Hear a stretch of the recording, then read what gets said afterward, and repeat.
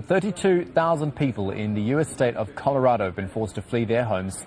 This time, though, it's over a raging wildfire. It's been described as the worst fire season in the state's history.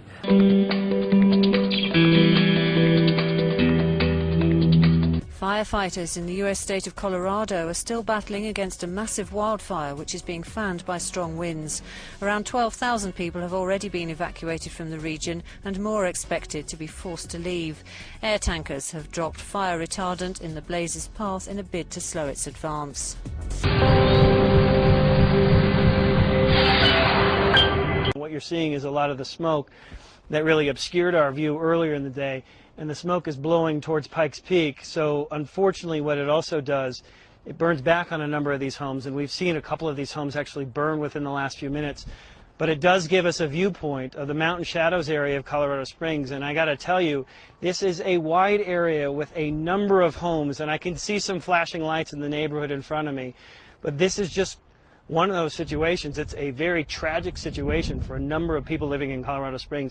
This is a fire that's going to be long remembered in this area simply because of the number of homes that were lost on this day.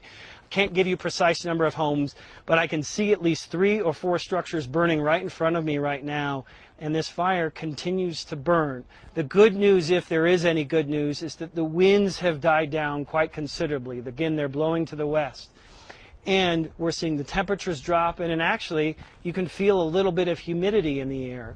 But this is sort of the Mountain Shadows area. We are north of Garden of the Gods, and sort of if you come off of Woodman, off the interstate, and you go to the west, this is what you would see directly to your west, this mountainside on fire, and it continues to burn. As I speak again, I see a number of flashing lights in the neighborhood. Gives you the indication that firefighters are in this neighborhood. They're really trying to do their best with what they can, but there's just so many structures that are burning right in front of our eyes, right in front of their eyes, and you could hear them on emergency radio traffic throughout the afternoon really saying, there's not anything that they can do for that particular house. That particular house is just going to have to burn.